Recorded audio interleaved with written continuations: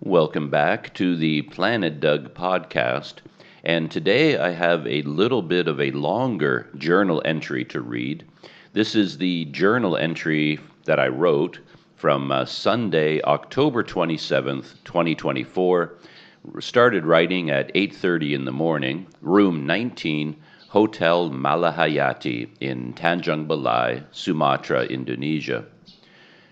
Journal post. Chaos and seasickness on the ferry ride to Sumatra. I don't know if I can tell the story of yesterday. It was too much. I suppose I will just have to keep it brief and to the point. I'd love to tell the story on video. That might be easier and more interesting. But once again, I find myself in a hotel with practically no Wi-Fi. There is no possibility of uploading anything to YouTube while I'm here.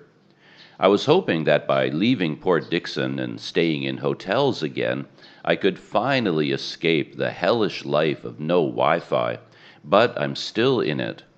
The Wi-Fi is so bad here that I can't even run a speed test.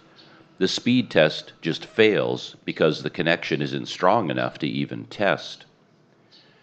I wrote in the morning yesterday that I was quite depressed about this whole trip to Sumatra that I set in motion. Preparing for it had required so much work and so many things went wrong that it went from being a simple visa run to a major expedition. And had I known it would be such a major expedition, I probably wouldn't have bothered. The experience of a return to Sumatra for me isn't worth the amount of work I've had to invest. If I knew I would have to work this hard and invest so much time and even money, I would have planned to go somewhere new. However, there wasn't anything I could do about it. There was no way to change course, so after I finished writing a bit, I set about packing up for the bike ride to the dock. I suppose that went about as well as can be expected, but it was a lot of work. I couldn't just toss everything into the trailer and go. I had to make sure I had the right camera gear, plus all my most valuable items and my passport and money and documents, all inside one pannier bag. I had to double check everything and repack everything just to make sure that everything was good to go. I also wanted to divide the weight so that the trailer wasn't too heavy. My idea was to bring along my big luggage bag and put the second pannier bag plus a lot of other gear in there when I got to the dock. I wanted half the weight in the trailer and half the weight in the second bag to make it easier for the dock workers. If I put everything into the trailer, it would be awkward to move around. I also had to give the room keys back. Luckily, I spotted the Indonesian housekeeper through a window, and I communicated with her again through Google Translate about how I was leaving. Even though I had spoken to her many times about how I was leaving Port Dickson and giving up the room and going to Indonesia on this day, she still didn't understand. I honestly don't know how people get through their lives okay. I feel like I'm a person of normal intelligence. I understand what people say to me. I understand situations and what is going on. Yet life in general has been supremely difficult on every level. Yet I meet so many people that just don't get anything. They seem incapable of understanding even the most basic facts, no matter how many times they encounter them. It seems to me that a person like that would be utterly defeated by life. Yet they do absolutely fine. In my day-to-day life, I meet an endless stream of people who I wouldn't trust to sweep the floor. Yet they sail through life and hold jobs and get married and buy property and cars and seem to have no problems. How is that possible? Everything I do feels like a monumental effort. You'd think that life would be easier for me since I have a working brain and some intelligence, Yet it is the opposite. Everything is so hard, and so many people I meet on a daily basis seem, not to be too blunt, rather dumb. I wouldn't hire any of these people to do anything. They seem utterly and totally incompetent on every level, yet they have jobs, run businesses, and do all these things. Why then is everything so difficult for me? You'd think it would be easier for me. Anyway, I don't think she understood in the slightest what was happening, but I gave her the keys, and she saw me ride away on my bicycle. I wasn't able to get my deposit back because the owners of the house were still in Taiwan on their holiday, but KY said he would contact them the next time he was back in Port Dickson, and he would get the deposit for me. Obviously, it's not a huge amount of money, but these days, even 50 ringgit feels like a small fortune.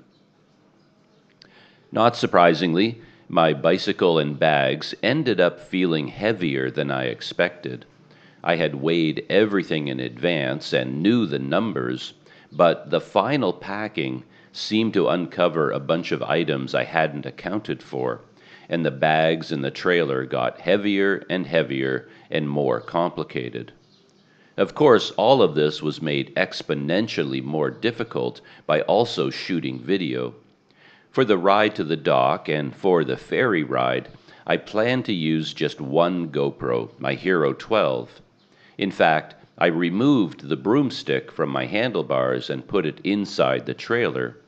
I figured that for transporting the bicycle on the ferry, it wouldn't be a good idea to have that stick mounted on the front.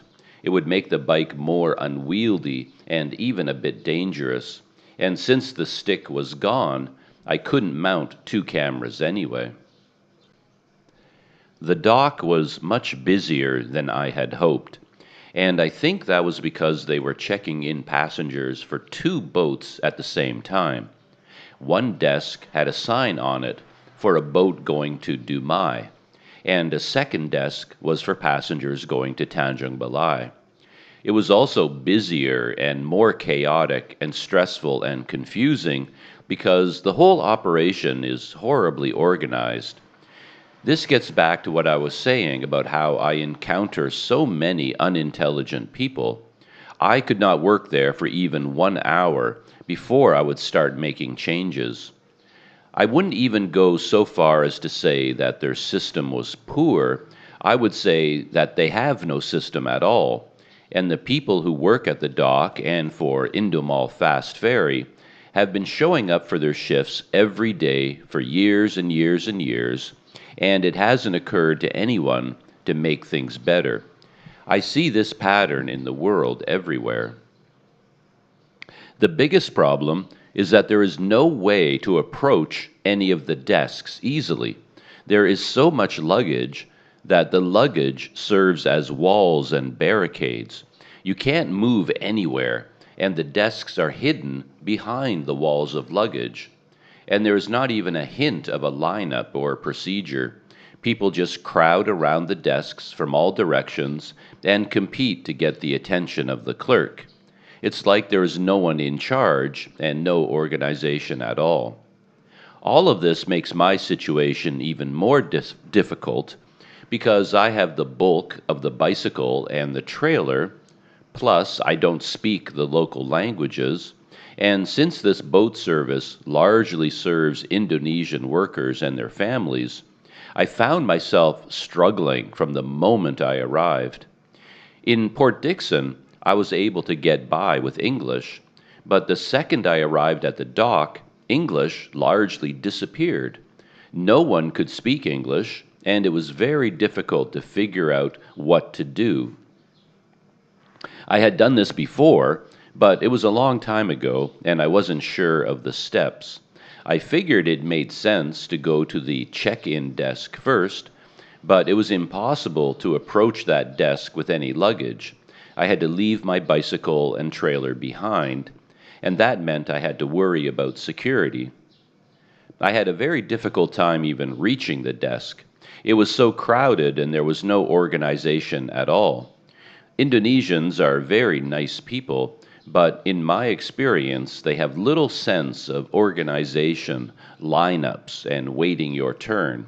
They simply cut in front of you and stick their hand in front of the woman at the desk, and the woman at the desk doesn't bother looking up. She just grabs whatever passport or ticket is in front of her face. She doesn't control the line at all. I finally managed to get to the desk, and the woman there was the same woman who sold me my ticket. And she said that I didn't need to check in. I was already checked in, so I just had to drop off my luggage and pay for it.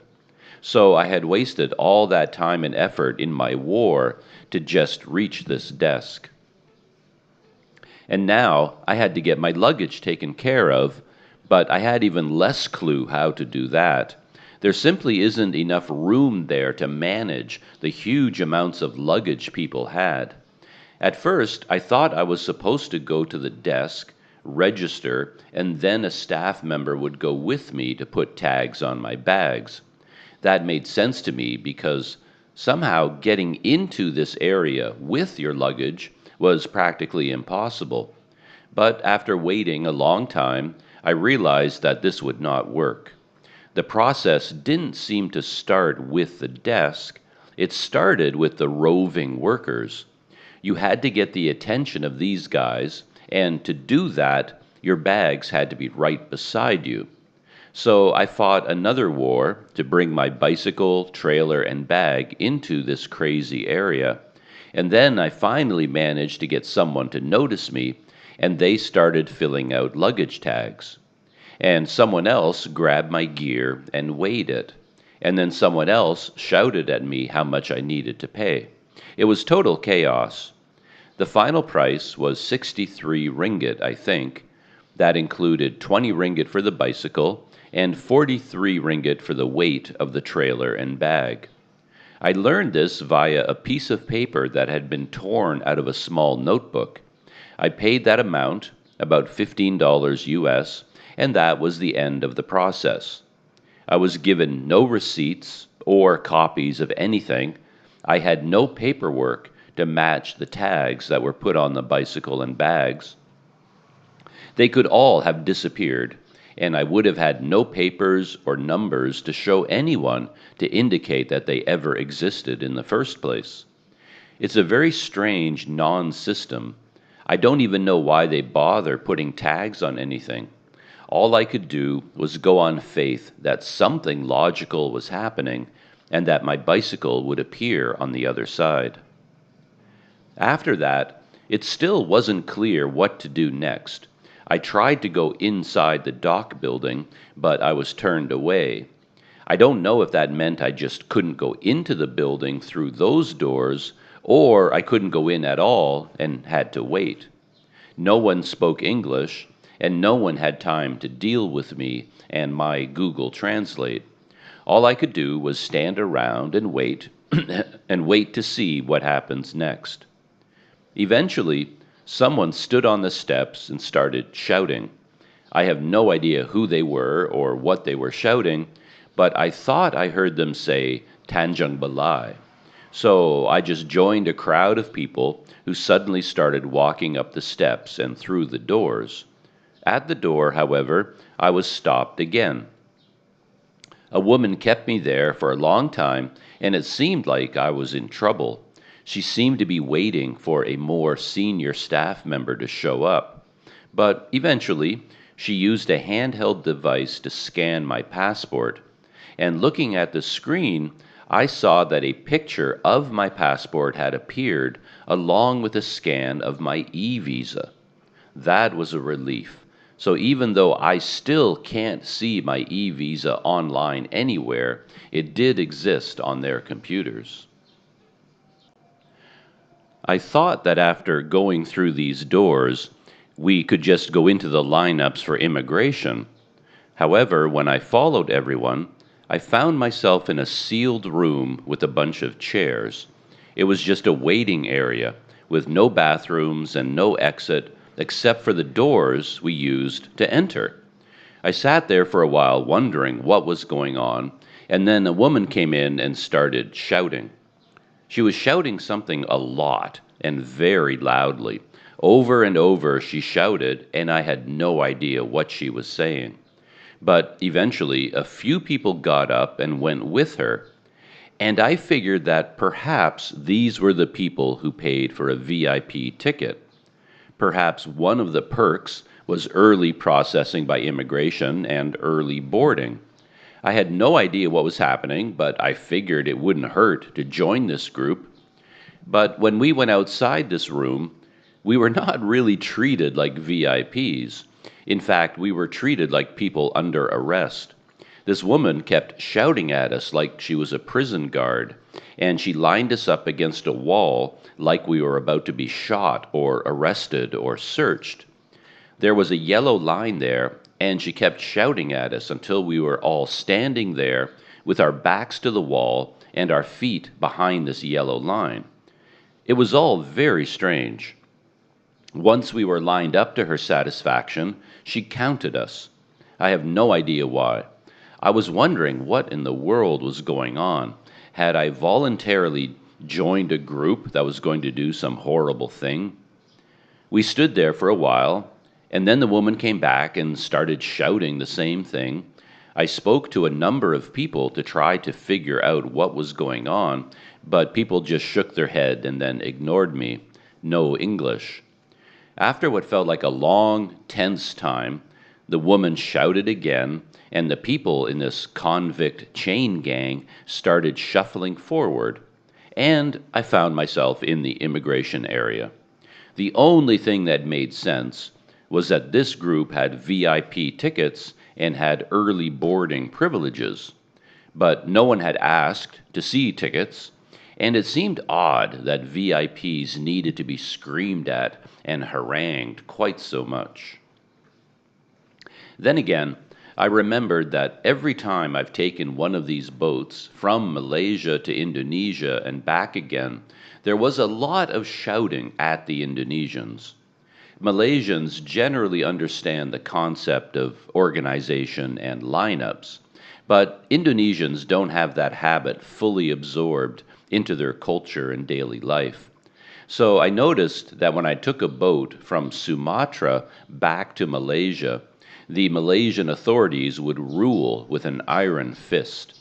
I think they learned over time that left to their own devices and habits, the Indonesians would storm the immigration and luggage areas and just create chaos.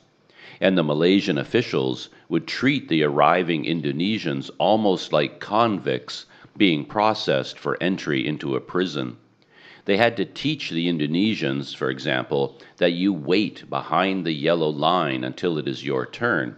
And they found it so difficult to control the unruly Indonesians that they developed systems of creating small groups and keeping them separate and shouting at them a lot. Otherwise, there would be chaos. It's friendly chaos, since Indonesians are so kind-hearted and nice, but chaos nonetheless. I didn't have any problems with immigration in Malaysia, and I was happy about that, particularly since this was my 90th day in the country. I had no leeway at all in case something went wrong. I had to leave Malaysia on this day or end up overstaying my visa. And I was worried that somehow they would count the days differently and come up with 91 days for some odd bureaucratic reason. Or I thought staying the entire 90 days would trigger some suspicion. But I was stamped out without any problem at all. And then I was able to breathe a sigh of relief. The Port Dickson dock building is far too small and too poorly organized for handling boats of this size. But at least the pier going to the boat is long and empty. There is no chaos or noise out there. Once the formalities are done, you can relax out there. There are no crowds and there is no luggage, and no one is shouting at you or bumping into you, and there is no risk of an immigration or customs official suddenly putting you under arrest or deporting you or detaining you. I knew that all of this was going to happen again and be much worse when I arrived in Tanjung Balai, but at least for the next 5 or 6 hours, I was free. I could simply kick back and enjoy the boat ride. I walked out to the boats and spoke a bit into the GoPro, and then I took some videos and pictures of the ferries. Once I boarded the boat, I went straight up the stairs to the VIP area, and I never went back down until we arrived. I would normally wander around the boat during the journey, get a cup of coffee and that sort of thing. However, the crossing was much rougher than previous trips, and it was a much better choice to stay in my seat as much as possible. The boat was tossing and rolling so much that it was difficult to even stand up. There was no way I was going to risk going downstairs to try to get a cup of coffee and walk back up again. And with the heavy seas, I got a little seasick. I ended up sitting in my seat most of the time with my eyes closed, fighting off waves of nausea. A few times, I got up and went out into the outdoor deck. I wanted to take some video, of course, but I also needed to escape the intense air conditioning inside.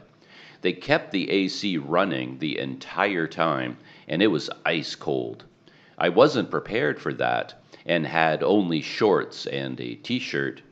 The Indonesians came prepared with hoodies and blankets, but I never even thought about that. And going outside helped me control the seasickness as well. I was able to recover out in the fresh air while keeping my eyes on the steady horizon. I really had to be careful out on deck, though. The high winds, combined with the speed of the ferry, created a lot of wind. I had to be so careful if I took out my phone or something. The wind could snatch anything out of your hands so easily, and it would end up in the ocean in a second. I also had to hold on tightly to the rails with both hands. The boat was going up and down and rolling so much that you could be tossed off your feet easily. When I was standing at the rails at the back of the ferry, there were times when my feet came up off the deck completely. It probably wouldn't happen, but it felt like you could be flipped head over heels and right over the railings into the water. I met a friendly Indonesian man on the boat. His name was Reza, and he has been working in Malaysia for about 7 years. He's 27 years old, and he goes back to visit his family in Tanjung Balai twice a year. He spoke a bit of English, and we chatted occasionally. It was nice to feel like I had an ally on the boat and for the upcoming arrival in Sumatra. He even said something at one point about my staying at his house. I was interested in that, but I also knew that considering all my cycling gear and personal habits, it might be more convenient, at least for the first night or two, to have the convenience and comfort of a hotel. We ended up going our separate ways, but we might meet up again in the city. His mother came to pick him up at the dock in a becak, and I eventually rode off on my bicycle to find a hotel. Interestingly, the ferry docked at the new dock building. I had seen this new dock building before. I think it was completed years and years ago, but for some reason it was never used. Reza told me that it was because of COVID. The building was just being finished when COVID hit, and then all construction ended. When I left here last time, they were still using the old building. After going through the new building, I have to say that it doesn't seem like much of an improvement. In fact, I thought it was terribly, terribly designed. The design was simply awful, considering how it was being used. I'd make dozens of changes. I was relieved again that I went through immigration without any issues. I was worried that my visa would not show up on their computers, but apparently it was there. The immigration officer did ask me a lot of questions about who I was and what I intended to do in Indonesia, But he was satisfied with my answers, and he processed my visa. Here in Indonesia, they have moved past the simple ink stamp stage. They have a system that prints out a little sticker. This sticker has all the visa information, including the expiry date, and it is stuck onto a page. But even though my visa was valid, was processed, and is now in my passport, it still doesn't exist in my online account. Therefore, I can't extend it online. I will have to visit an immigration office in person. I hate that. The whole point of the eVOA for me was to avoid going to the dreaded Indonesian immigration office. And then this morning, my visa mystery deepened. About 10 days ago, when I had my initial visa problems, I sent an email to Indonesian immigration. And this morning, I got a reply. And for some insane reason that I can't even begin to explain, all they said in their reply was that my limited stay permit has been issued. And this permit was included in the email as a downloadable attachment. This is extremely confusing because I hadn't applied for a limited stay permit. This limited stay permit is the type of visa that requires a sponsor. It is valid for 60 days and can be extended twice for a total of 180 days. I hadn't applied for one of these. I hadn't paid for one of these. I certainly didn't have a sponsor, and it is impossible to get one without a sponsor. So it makes no sense that they would issue me one. They even address me as Mrs. in the email, even though the visa clearly states male as my gender, so the whole thing is wrong. It's crazy to even think about the steps that got me here. I had applied for a 30-day eVOA. There was trouble with that visa, so I contacted them by email, and their response is to send me an invalid 60-day limited stay permit with no sponsor. It's totally insane. I assume the reply I got was an automated computer thing. This limited stay permit has a QR code on it, and when I scanned the code, I just got an error message saying that it is invalid. The 30-day VOA sticker in my passport has a QR code as well, and when I scan that, I actually get an information screen with info about that visa. So that works. I'm happy about that. But even though I can now see that visa online, it isn't in my account, and there is no button to extend it. Total insanity. But in my world, on planet Doug, the insane is the norm. Getting through immigration was relatively easy, and that was partially because I had the VIP ticket. We VIP people, despite getting yelled at a lot, were allowed to get off the ferry first and go through immigration first before the big chaotic crowd overwhelmed the place. The 20 ringgit for that VIP ticket is the best bargain on the planet. Getting my bicycle and luggage, however, was not so easy. I had no idea what the system was. In fact, there didn't seem to be any system. It's not like an airport where you just go to a luggage carousel and get your bags. In fact, you get your luggage and cargo in the small spaces of the building lobby at the end of a narrow hallway. It's just more insanity. Whoever designed this building forgot to include a luggage claim area. How do you miss that? I can understand if this was an older building from decades ago and it was never intended to handle such large boats and so many people, but it officially opened on October 24th, 2023, to replace the old building. Example of modern airports and docks worldwide. How do you sit down at your architectural program on your computer, start designing this building, and then forget to include luggage? Considerable confusion surrounding how you get your luggage back. As I already mentioned, I had no luggage tags and no way to identify these make you weigh and pay for your luggage a second time. I had already paid 63 ringgit for my luggage in Port Dickson, $50 US, but in Tanjung Balai, they weighed my luggage again and charged me. Overcomplicates the process and makes getting your luggage so much slower. All the passengers on this ferry had already gone through an epic struggle to check in their bags in Port Dickson and have them weighed and pay for them. That took a long time, and now that we'd arrived in Sumatra, we all had to do it again, and I had no control over the process. There was no procedure whereby you claimed your luggage and somehow manhandled it to the scale and payment desk. Luggage porters eventually got around to getting it for you. Reza and I hung out together while we waited. He had some of the same problems that I normally face.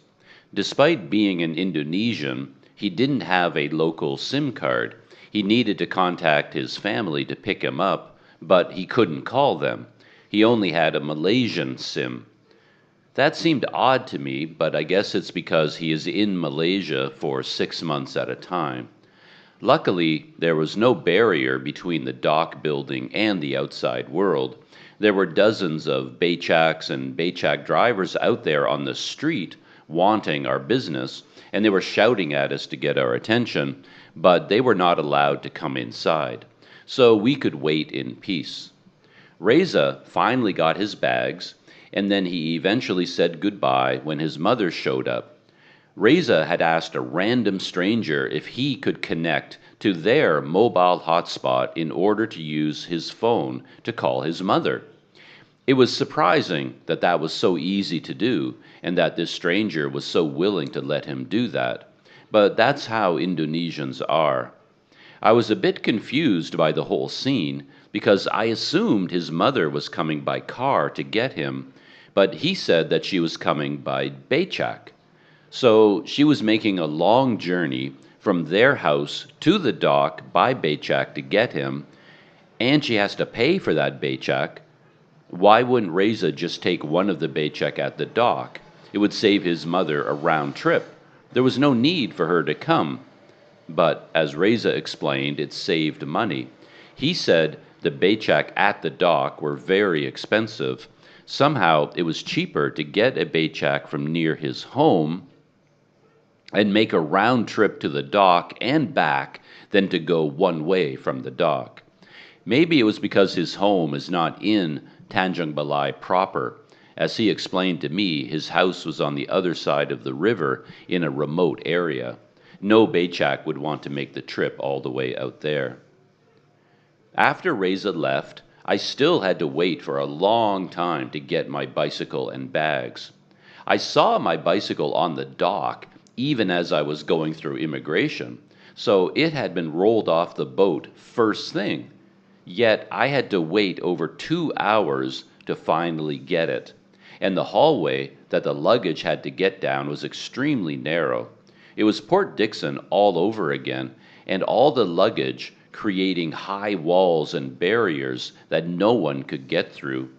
They had to bring all the luggage a second time to a scale to weigh it all, even though it had all been weighed in Port Dickson already.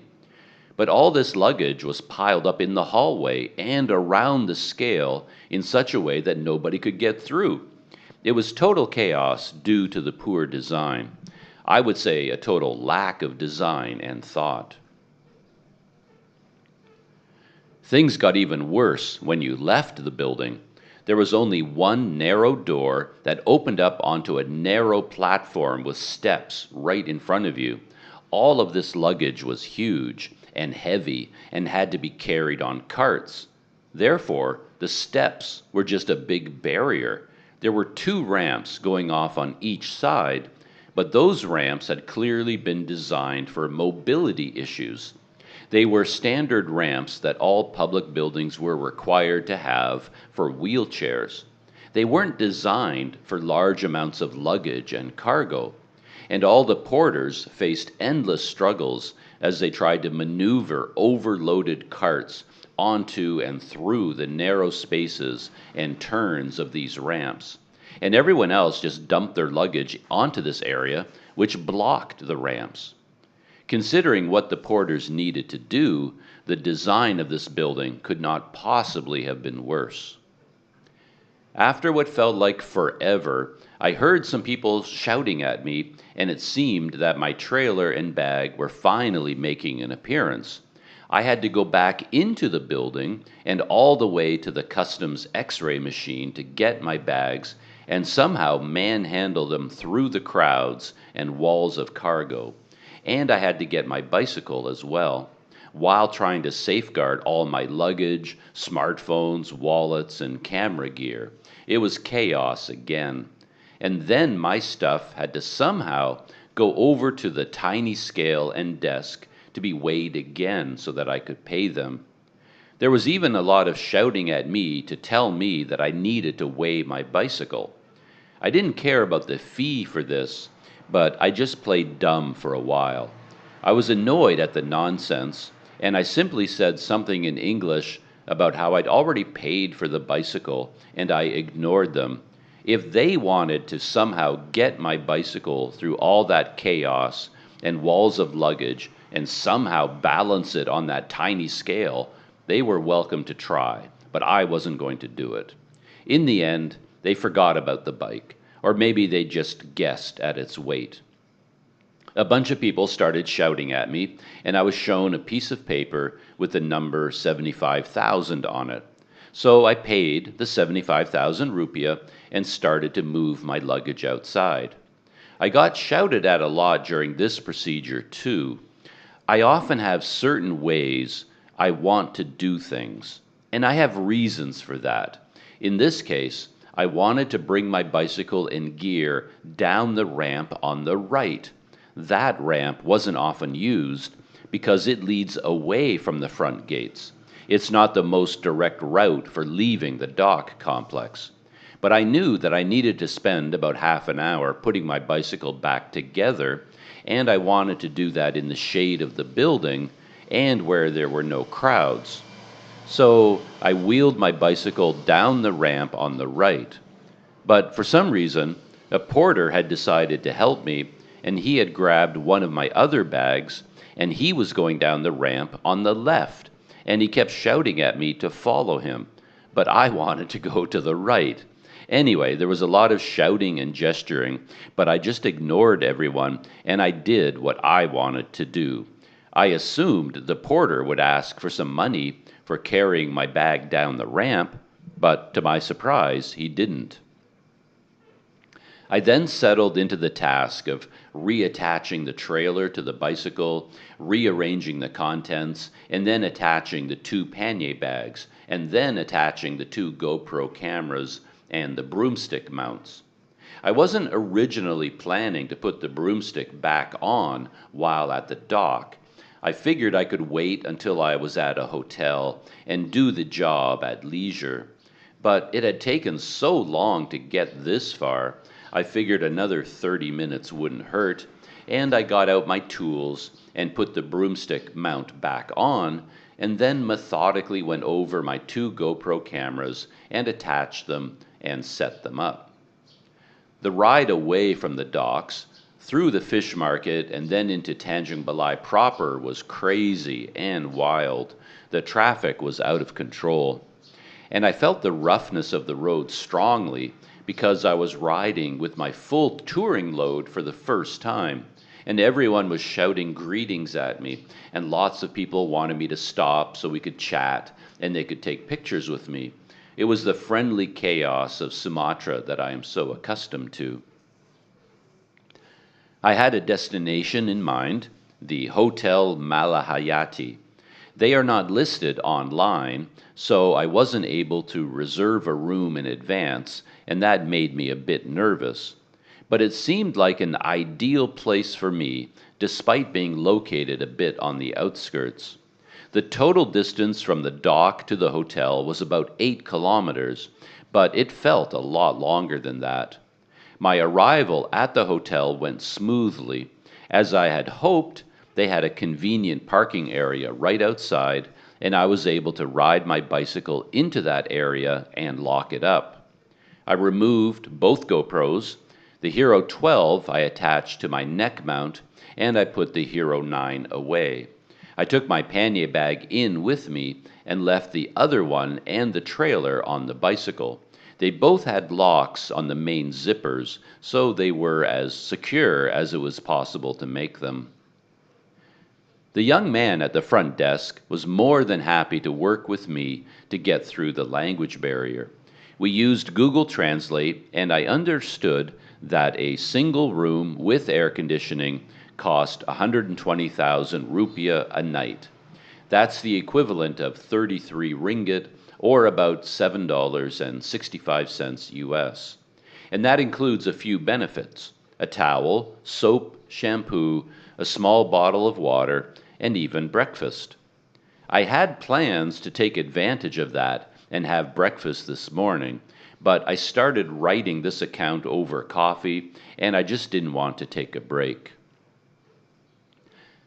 The young man showed me the room before I took it, and I must say I had reservations, but it also seemed inevitable. I always seem to get the worst possible room at any hotel, and I guess that is inevitable because I am usually asking for their cheapest single room. And in this case, he took me up to the second floor, down a hall, and then out onto the farthest end of the outdoor balcony facing the street. That means it would have the worst Wi-Fi and be the most noisy. I could have asked for a different room, but I'm pretty sure all the single rooms would be about the same, so I just took it. I was able to put my bicycle in the downstairs courtyard behind the small mosque, and I brought my trailer and other pannier bag up here. Luckily, I had a meal with me.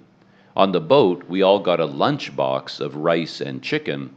I ate mine before I became seasick, but Reza wasn't so lucky, and he didn't eat his because he became seasick, and he gave me his untouched meal to take with me. That was nice, because I was able to spend time in my room unpacking and then copying all the video files and making the relive video and doing other things, and then I had the second chicken and rice meal. Much later in the evening, I decided to take a walk to a nearby Alpha Mart just to buy some water for my morning coffee and to get some milk. On the way, I got to enjoy the frantic atmosphere of this neighborhood. There is a big children's carnival just down the street and lots of restaurants and cafes around. And then it was finally time for bed. Considering that my day had begun at 4 a.m. and it was now past 11 p.m. Malaysia time, I had had a long day. And with the traffic noise, I wasn't sure I would be able to sleep. But I slept quite well. I don't even remember noticing the traffic noise. The mattress on this bed is extremely soft. It's much softer than anything I can remember for a long time. Maybe the change in mattress helped me sleep, but it was probably just how much energy I had expended on this journey. I slept well because I had been so active and busy for so many hours. It's now noon, and I've been writing for a lot longer than I had planned. But I do enjoy writing about these travel days. So much happens on a travel day. And I didn't even write about arriving at the river mouth in Sumatra and going upriver to Tanjung Balai. We passed so many fascinating clusters of fishing boats, big and small. It was a long, hard day, but also an interesting one. And despite the difficulties and chaos, nothing terrible happened. Twice in Port Dickson, I dropped my passport. Once I wasn't even aware that I had dropped it. Someone had to point it out to me. So I could easily have lost my passport. I could have lost my luggage. It could have been pouring rain all day. The trip could have been delayed due to weather. My bicycle could have been damaged. I could have gotten a flat tire. The hotel might have been full with no rooms available. The hotel might have been super expensive. I could have been sick to my stomach all day. Immigration at either end could have given me problems about my visa. I could have been robbed or pickpocketed or lost a bag. So, looking at the bright side, it was a smooth journey. So many things could have gone wrong, but none of them did. I don't have any big plans for today. I just need the day to rest and recover and get mentally and physically reorganized. Right across the road from this hotel, there is a water filtration center. I hope to get some water. I need to find something to eat.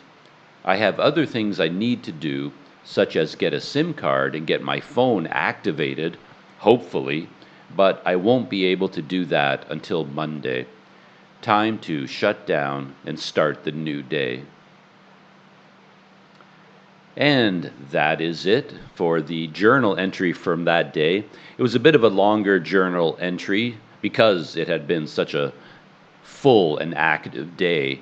One of those travel days is always full of so much activity. And in the video that I shot for Planet Doug, I talked about how on those days, the beginning of the day always seems disconnected from the end. So I woke up in that tiny room in Port Dickson in Malaysia, and the day ended in the tiny room in Sumatra, and yet so much happened between them that it's almost impossible to realize that it was still the same day. It feels like it would be days later or weeks later. It's just such a weird feeling to wake up in one country, go through all these travel stages, and then go to sleep in a different country. It really plays with your brain. It plays with your mind a lot. And then when I finally arrive at my destination, like when I arrived at this hotel in Sumatra, it's just weird to think back and, hey, you know what? This morning I woke up in Malaysia and now I'm in Indonesia going to sleep. And it just always feels very strange when I acknowledge that. But I think the most important part of that journal entry is what I wrote at the end. I'm probably not the most optimistic person. It isn't my normal mode. I'm very logical and always looking at the ways things could be better. So, but there at the very end of the journal entry, I was listing all the things that could go wrong on a trip like that, like terrible, terrible things. Like right now, as I'm speaking to you and recording this journal entry, it's pouring rain outside. I mean, the rain is just thundering down. And it's been raining here in Sumatra every morning for the last little while. And when I left from Port Dickson on my bicycle, it could have been raining. I mean, it could have been raining all day in Malaysia and all day in Sumatra. And man, oh man, that would have made everything, I don't know, 10 times, 100 times more difficult and challenging. But it was a beautiful day, a bit stormy out on the water. It was a bit stormy and windy and a bit rough. But I mean, it really wasn't raining at all. And yeah, that one thing is like dodging a bullet. And nothing went wrong. No rain, I didn't get robbed, I had no trouble with immigration, my bicycle was fine, I had no flat tire. The whole list that I went through, none of those things happened. So I think you have to make a habit of thinking in those terms. And I don't tend to have that habit. I guess you would probably call me a classic glass half empty kind of guy. I see the glass as being half empty. I don't notice that it's also half full. I think you would probably conclude that I'm more of a pessimist than a optimist. But of course, we pessimists, we like to think of ourselves more like realists. But yeah, I mean, that was a great day, an amazing day. I had a really good time. It wasn't quite the day I was expecting. because on all my previous trips on this boat, I was up and walking around all the time. My favorite thing was to go down to the economy deck, get a cup of coffee, and then bring the coffee back up to the VIP deck. But on that day, I couldn't do it because the water was so rough. There was no way I could make it up those stairs holding a cup of coffee in my hand.